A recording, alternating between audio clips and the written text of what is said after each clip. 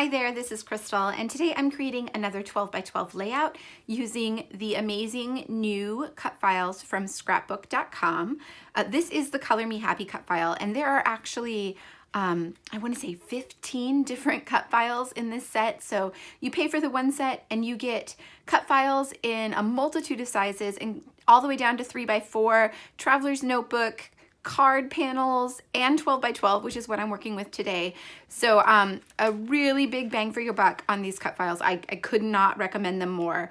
They were sent to me for free, but I definitely would not be sharing them with you if I wasn't a huge fan. So what I have today, I have the 12 by 12 background. I've already cut that from just some white textured cardstock from American Crafts. I've also cut the title, but I have downsized it quite a bit so that it will fit with my picture. So I have these two pictures. I'm pretty sure I'm just going to use this one here of my niece at I think it's a corn maze. My mom sent that to me. So I wanted it to fit with the photo on the page. So I've sized down the title quite a bit. And I am going to be using the Truly Grateful collection. So I have a bunch of stuff from Pink Paisley's Truly Grateful collection designed by Paige Evans. So this is what I plan to use with the photo and the cut file. I do want to do some mixed media. So because it's a rainbow and because there's this space at the top and because the photo has a lot of blue sky, I thought it would be fun to create a bit of blue sky in the background. So I've pulled out my Vicki Boutin watercolors. And I'm gonna try and create a little bit of blue sky up here that you'll just see kind of peeking through behind the cut file. So that is my plan. I am going to get out my mixed media stuff and get to work. So I'm going to start by prepping my page with some clear gesso. This is Dina Wakley clear gesso, and I'm going to add it all over the page, even though I know that my mixed media is mostly just going to be at the top. I find that if I add it all over the place, that makes it so that it doesn't warp as much, and if I accidentally color outside of the lines, it doesn't create a problem on my background. This cardstock from American Crafts is not super thick or super strong, so it really does better if I put some gesso on it.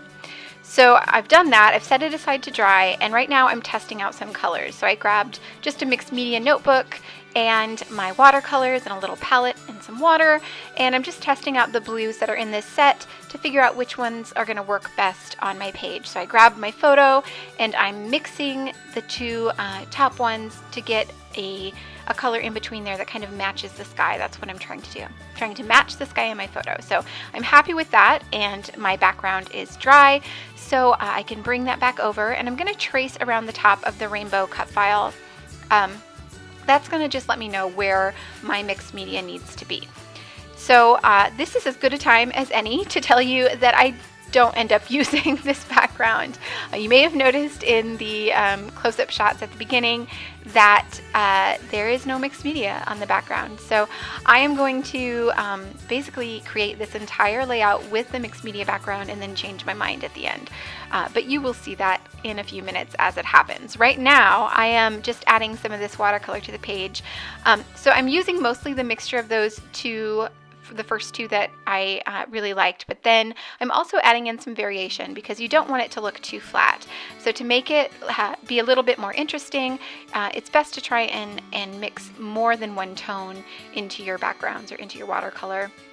And I also don't want to be able to see the brush strokes, so I'm adding lots of water and kind of moving the paper around to get rid of those clearly defined brush strokes so that it just kind of looks like water moving on the page.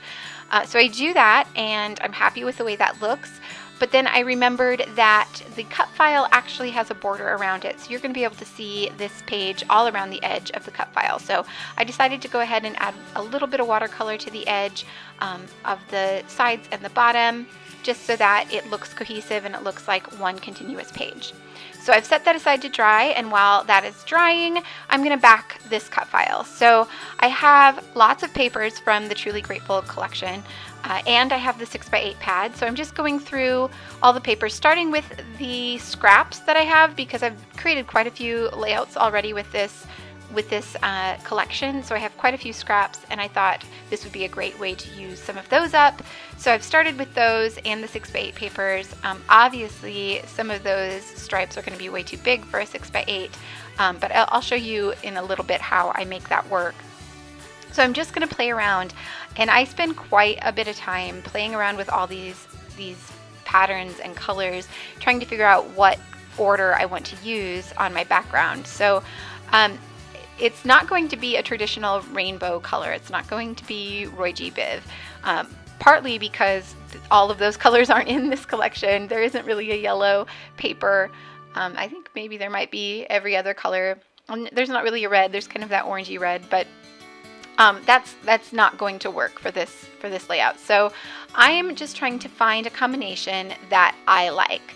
And I'm also keeping in mind that the photo itself is very warm tone. So even though there's a big blue sky in the photo, there's Hay, and her outfit is kind of orangey yellow, and it has a very warm feeling. So I don't want all of the colors in my background to be cool when I have such a warm toned photo. So I'm keeping that in mind as well. There are both in this collection. There are some cool tones and some warmer tones. You can see there off to the left side, there's that really bright pink that's a very cool tone, but then there's also this kind of salmony pink that's a bit warmer. So I was deciding between those. I end up going with the more salmony one just because it really works better with my photo. So here in a second, you're going to see I find a combination that I like. So I'm going to just pick up this stack and set it off to the side and start backing this cut file. So I started out by tracing the cut file itself, and then I remembered that I kept the inside pieces so that I wouldn't have to try and fuss with these tiny little strips of paper on the cut file. So it's much easier to trace these solid inside pieces, the throwaway pieces. So I kept those, and that's what I'm going to trace. I just traced around the outside, and then when I cut it, I have to cut outside of that line so that there is some overhang onto the part where you actually glue it down. So if you do it this way, just remember to, one, flip it upside down, both the piece of your cut file and the paper you're tracing onto, so that the right sides are facing down, and then always cut outside of your trace line so that you have some place to glue the paper to your cut file. So I'm going to repeat this process for all of those little stripes. I'm going to show you just the first two, I think, and then I will fast forward and not make you watch me fussy cut all of these out. But it's a super simple process. It's not difficult at all. It does take a little bit of time, but it's totally worth it for the end result. So you're going to see here in just a second what it looks like. And I will also point out two things that I did to the background or to the back side to make this work. So one of them was a 6x8 paper that I just pieced together. So you're going to see that on the back side, but on the front side you won't be able to tell really at all unless you're looking for it. And then there was also one spot where, so that went by really fast, but there was a spot where I had cut it too close to my trace line, and I just put a little piece of washi tape. That's that bright yellow tape there on the back. I put a little piece of washi tape on the back side just to make sure it stuck really well in that spot and didn't lift up. But otherwise, it went pretty quickly and fairly easily. So I used my scrapbook.com tape roller for the large part, and then for that tiny little strip, I used a fine liner bottle with some Scotch tacky glue inside. So it was a little bit warped, so I set it aside under some heavy boxes to try and flatten it out and make sure that it adhered well to the background, since there is gesso and mixed media on the background. And while that is drying, I am going to back this other cut file. So this is the title cut file. I had thought I wanted to use this plaid paper. That's what I had been thinking this whole time, but you'll see when I pull the background back out to make sure it looks okay, it just doesn't stand out nearly enough. So I'm going to end up switching the backing paper for the title to one of the darker patterns. It's a kind of a navy blue star pattern, also from the 6x8 pad, this one right here. And you'll see here in a second, that's going to stand out much more on this background. So having that greater contrast just made it really kind of pop off of the page. So doing the same thing here, I'm just using the fine line bottle to add a thin line of glue to all of the lines of the cut file, and then instead of tracing it this time, I'm just going to stick it right down to the paper, and then I'm going to cut it out afterwards. So a different method for backing cut files. This method certainly would have worked on the other page or the other cut file as well, but I find that I generally do this version of backing when it's a smaller and more detailed cut file, because it tends to be a little bit easier for me this way. But before I cut that out, I'm going to go ahead and glue down the insides of all these letters. So I kept the insides of the cut file on my cutting mat, which, by the way, it helps to have two cutting mats. So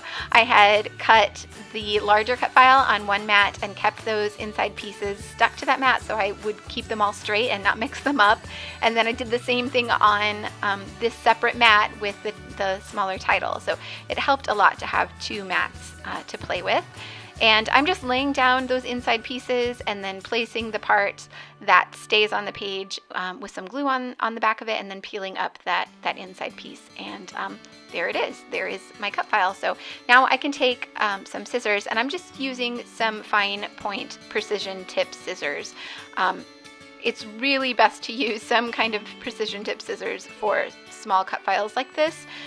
It will save you a lot of headache if you invest in some precision tip scissors. The ones I have are not super great. I wouldn't necessarily recommend them, but they're the ones I have, so they're the ones that I use. But really, there are lots of options out there, so you really just have to find ones that work well for you and that you like using. So I didn't make you watch that whole thing, but I did cut out the whole outside with my scissors, and then I'm taking an X-Acto knife and cutting out those inside pieces. So there by the C, there was a little inside piece, and between the lines of words, there are some little interior pieces that need to be cut out. And it's super easy to do with a X-Acto knife. It doesn't take any time at all. You just have to be very careful to not cut your finger. So it's best to go slow, but really it's a pretty simple process. And when I edited this cut file to make it smaller, I did delete some of the smaller little, there would have been holes in the bigger cut file, but because I downsized it and made it smaller, they really were just like pinpoints, and that wasn't going to work on my silhouette. So I just deleted those before I cut it, and I probably should have deleted a couple more of these, but they ended up working out okay. All right, so that is all done, and my background is all dry and glued down, and I can start backing my photo. So I'm going to create one layer with this white pattern with a polka dot on it, and that's going to act as kind of a mat for my photo instead of backing it with white paper. That lighter colored paper works kind of the same way. And then I'm going to add a mat of this purple paper as well, because I really liked the contrast and I wanted to add some more of this color to my page. So going to do the same thing, just create a thin mat around the whole thing with this purple paper, and then you can see my title will sit just below my photo. And now it's time to embellish. So this is the fun part.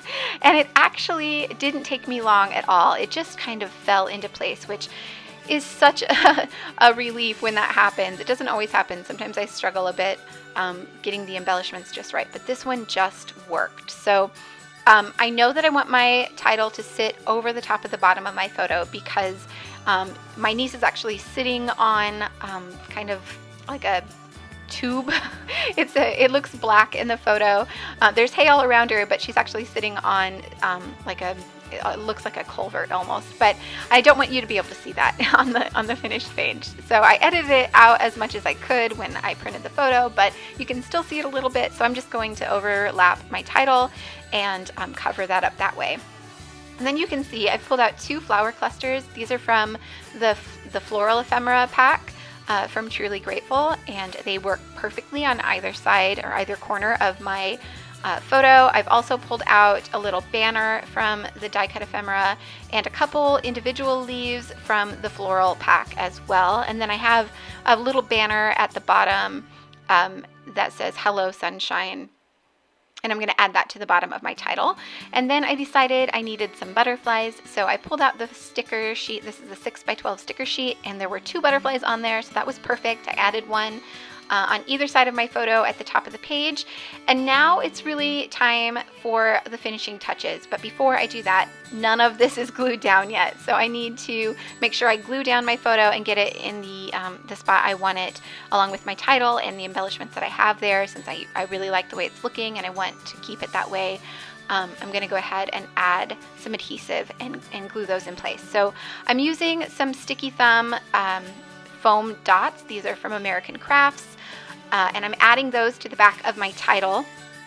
But when I was doing it, I forgot that it was going to overlap my photo, which I'm also popping up. So I didn't need to add those to the top of the title. I will end up pulling those back off. But first, I'm going to add some foam to the back of my photo. This is just fun foam.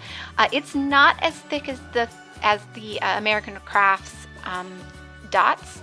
So it's going to allow the title to sit up just a little bit higher than the photo so that it can overlap without it causing a big problem. So that's just fun foam that you can get at any big box store. And I just added some tape runner to the back of it to stick it down to the page. And then here I am pulling off all of those dots that I had put at the top of the title so that I can actually overlap it. And I get that in place and I'm ready to stick it down. So the worst part about using little sticky dots is all of the little backing papers that you have to pull off.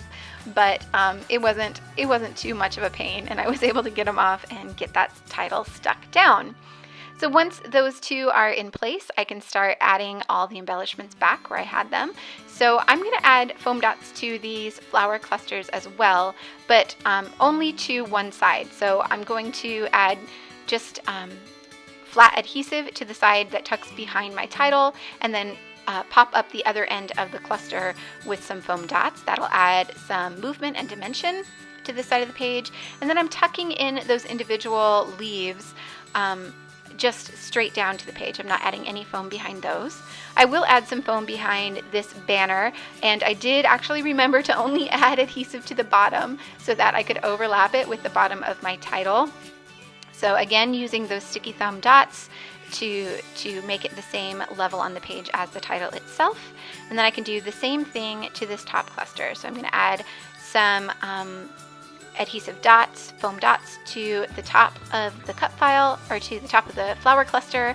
I just went away and pulled out a new sheet so I had some of the bigger ones, and so I didn't have to use so many of the small ones. And then this one is actually going to overlap my photo. So I just stuck the bottom part to my photo, and I'm going to do the same thing with this banner, just stick it directly to my photo, not adding any other dimension there. And then again, I can add the individual leaves behind that photo or that flower cluster, just flat to the page with some tape runner.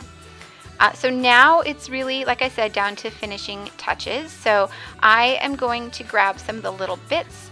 Oh, there is a spot next to my title right there.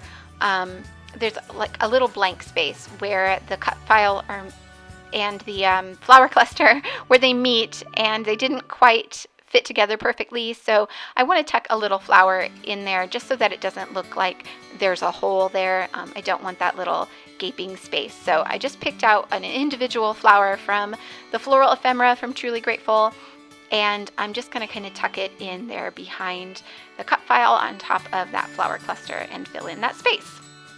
Okay, so now I can add some finishing touches. I'm going to grab these wood buttons and add 2 of those, one to each of my embellishment clusters.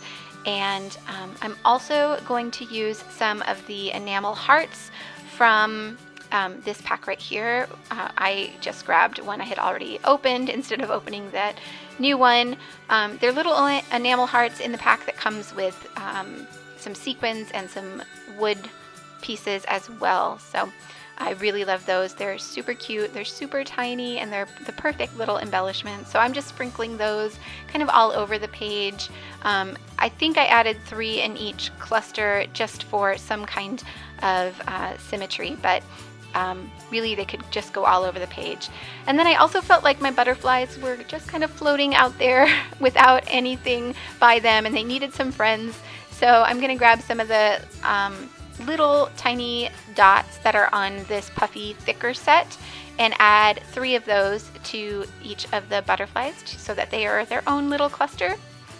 And that's about it. So the page is basically done, and that's when I decide to make a change to the background. So here in just a second, I'm going to come back live and talk to you about that.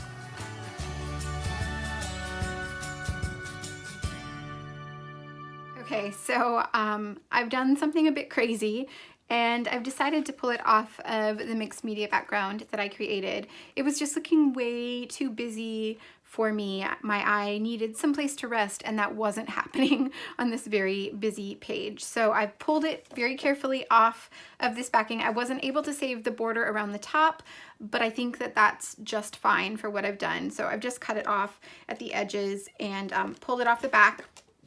And then I put it on another sheet of white cardstock. This is just that same textured American Crafts cardstock that I cut the cut file out of.